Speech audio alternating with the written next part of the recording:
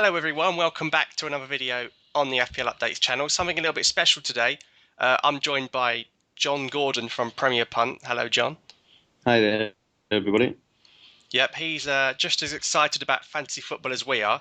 And we saw deadline day, a lot of new faces come into the Premier League. So we're going to take a look at the best transfers this summer and the best players you could have in your teams from the leagues around Europe that have come to England. So I've got two squads on the screen here. The one on the left you can see is going to be my one, and the one on the right is going to be John's from Premier Punt. So without further ado, let's start with the goalkeepers, and I'll let you kick us off, John. Who's your Yeah. main shot stopper? Well, I think obviously we've had a bit of to and fro around De Gea, but I think Romero is going to be in the sticks for United this season, given the fallout about De Gea. And then McCarthy for Crystal Palace has been absolutely fantastic this season, especially with Speroni being injured. So I think those two are a good balance, and both of them new to the Premier League. Two good signings and good cheap goalkeepers for your team this week. Yeah, Romero has impressed. He kept 3 clean sheets in his first 3 games, but we saw when a bit of quality came up against him with Swansea, he did struggle a little bit. Yeah, I know. At the same time, I think just for the simple fact that, he's a good value. He's, like you say, 3 clean sheets, and I think he'll come good in the end. A lot of people doubting him after that last game, but I think in the long run he'll be good. And again, McCarthy, a good solid goalkeeper for very cheap, 3.4 million. Yeah, those are 2 great picks. Romero himself was a World Cup finalist. I don't know how many people know that. Yeah. Last summer in Brazil. So decent. I've gone for 2 different goalkeepers. I like to have sort of a keeper who plays regularly and then a keeper who's a second choice for a team. So I've gone for Petr Cech. I know he was already in the league, but he signed for Arsenal from Chelsea. They say he's going to save them 12 points. We saw against West Ham he struggled, but against Liverpool he really did save the team a point there with some great saves. He got 11 points that game week. And my second choice, perhaps unfamiliar, but it's West Ham's second goalkeeper, Darren Randolph. He was signed from Birmingham City, and he kept a clean sheet at the weekend at Anfield, and I was pretty impressed with him. Yeah. So he's quite cheap as well. I'd give him a space in my team. That takes me to about £10 million on 2 goalkeepers combined. Excellent. So, some solid goalkeepers there. Let's take a look at the back 4 or back 5 on this game you've got to choose from. And John, kick us off, please, with your defensive choices. Well, I think Klein is basically everyone's top choice at the back there. And I've gone for a controversial decision of a Villa defender, Richards. And we've got the West Ham defender, Ogbonna. He's had a good start of the season, Klein especially. We've got Neom from Watford and Underworld from Spurs. So between them, it's not great pickings for the new defenders into the league this season, but I think Klein is a certain standout.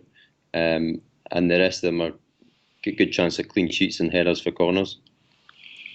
Well, there's certainly a lot of variety there. Yeah. You've got Klein there, great season at Southampton, made the dream team of the season. But can he do it in a Liverpool shirt? That's the thing. Ogbonna as well, being a West Ham boy, Champions League finalist he was a couple of months ago. He must have some quality there. But that's some great value for money there. Looking at real cheap defenders who've just come into the league. The Watford lad, I'm not convinced, to be honest. I think he's going to get exposed when he comes up against the bigger teams. Struggled at City at the weekend. Mika Richards is a great pick.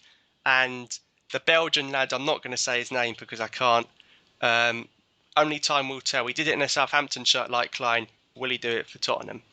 But what's your thinking behind those choices? Because, there's not really any big names. We saw a lot of big name defenders join the league. Like Otamendi, who we'll see in a minute. But why would you go for those 5? Well, basically, I thought save my money for the midfield, primarily for the midfield. But, that Neom, he was a good player for Udinese last season, and I think Richard's solid. Klein is a bang on. He's a he's going to be one of the star performers this season, I think. And playing for Liverpool, not only will he get clean sheets, but he'll get forward as well. Liverpool as a whole, I wouldn't take many players other than him and Benteke, but like I say, I think he's spot on. Well, who have you gone for then? Well, it's a mixed bag to say the least. I've tried to save my money as well, but like you, I've gone with Ogbonna at the back. Yeah. Again, I think if you get a Juventus player coming, he must be quite good. I've also gone for Joleon Lescott, who's made the move to Aston Villa from West Brom. Yeah. He's a Premier League winner, Lescott, as well. I think Hmm. he's got some quality there. And then perhaps, again, not a familiar face, Chancel Mbemba of Newcastle United. I think he looks really strong. I think a lot of forwards are going to struggle when they're up against him. Um, Now, we know what West Brom are like with their defenders. Tony Pulis loves to be solid at the back. And we've got Johnny Evans signed from Manchester United there. Obviously, you're a Yeah. United fan. Can you tell us a bit about Evans? Oh, he was good. I mean, he's tailed off the last part of last season. In fact, the whole of last season, he came undone against MK Dons, and I think his season went downhill from there. Couple of seasons before, he was in the top of his game, but I think, yeah, I think he'll do well for West Brom, like Fletcher and such, where they'll find his level, or like Darren Gibson and such. They went to Everton. Um, Probably not to the standard of West Brom, but sorry, to United, but he'll be a star player for West Brom, just like Fletcher is. I wish him all the best of luck. He's not exactly homegrown, but he's as close as United are getting these days. So yeah, Oh, I think John, he's a good solid you're getting buy. emotional about his departure. Not Um, quite, not quite. More Fletcher than Evans. Mhm. isn't that nice? And my final defender is who I mentioned, Otamendi. Hasn't played a single minute in the Premier League, but Yeah. I think you guys were after him. He must have some real quality there. I think he's going to deliver. 6.5 million ain't too bad. I just hope he plays as well as Mangala's been playing. Yeah, I agree. Agree. Okay, so let's move on to the midfield and kick us off there with your midfield picks. Well, I think spoiled for choice in midfield. I kept most of my budget for the midfield. You've got De Bruyne coming in, excellent player, was fantastic at Wolfsburg. He's going to get a lot of assists. I don't think he's going to score as many goals as one would like. Obviously, being impartial, I'm a United fan, but he's going to have loads of assists. The way that City play, he's he's better at just running with the ball and with gaps behind defenders. And the teams are going to sit back against City after the start they've had. So he's not going to get that space to run into. But I think he'll still have a lot of assists. Depay, playing up top, he's a midfielder. I've got Depay in next. You're getting extra points for goals from midfield for your midfielders, and he's obviously up top. He's out in the wing, but he's still up top. So I think Depay is good value for 8.5 million. Pedro, similar. Again, 9.5 million. Can't complain.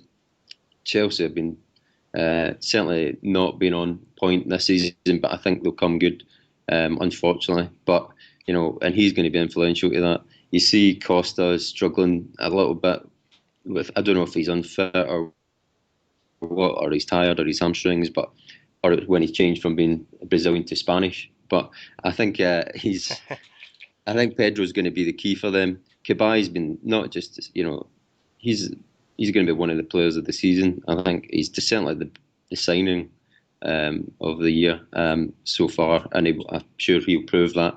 What a player he is. Palace did well to buy him. And Payet he's had a great start of the season, relatively unknown, but he's got quality, real quality there. So that's my five midfielders. Who have you got, Dean? Well, I'll tell you what, that is a pretty strong midfield you've got there, John. That is bags of Yeah, goals, bags of assists involved. yeah, Um, Obviously, I've had to get Payet involved, um, yeah, who signed from Marseille. He's created more chances uh, in the league, well, in Europe's top five leagues, than Ozil and Silva since 2011. So He's going to be a provider, I think. And I've also gone with you on Pedro. I think he's pretty much going to save Chelsea's season Yeah. because unless Hazard steps up to the plate again, it's not looking good for them. And I've also gone with De Bruyne. I think it's a no-brainer, really. Mhm. Looking at it's 10 goals, 20 assists last season. It looks like he's going to be playing where Navas has been playing on the wings. So as you say, it's going to be quite hard to see him scoring, but he'll definitely get a lot of balls into the box. Yeah. So my two midfield picks who are different to yours are Xherdan Shaqiri for Stoke City, and Yeah. Of him. he is wow. I mean, Yeah. he struggled really because he had two of his midfielders sent off, but you give him Yeah. the ball, he's going to work some magic against the lower opposition. And I've gone with a Crystal Palace player. It's not Cabaye, it's Bakary Sacco. Saka. Yeah, he did well the weekend.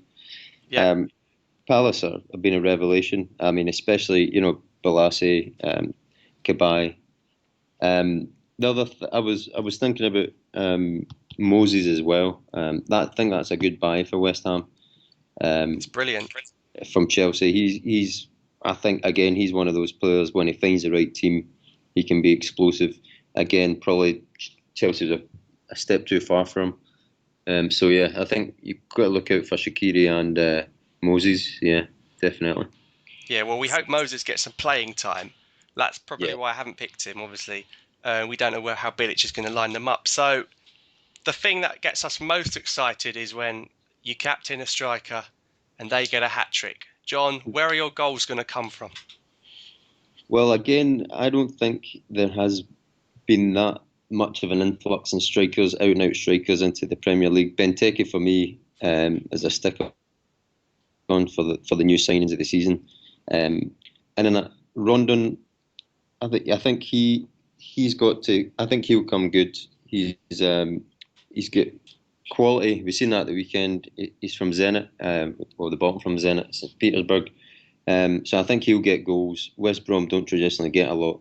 And then I've not left myself with much money, so I went with Murray. He came good at the end of last season for Palace, and I think he'll get a bit of time up there for Bournemouth. So I think he'll get some goals. But again, I went for a strong midfield, and I've left myself a little bit light up top. But I would go with Benteke and Rondon as my starters in five in midfield. Yeah, well, you shouldn't be too concerned because you've got a lot of goals, as you say, coming from that strong Yeah. midfield, a lot of attacking midfielders. I think Rondon's brilliant, which is why I've also gone for him. Mm-hmm. I think he was signed with the intention that Berahino was going to leave, Yeah.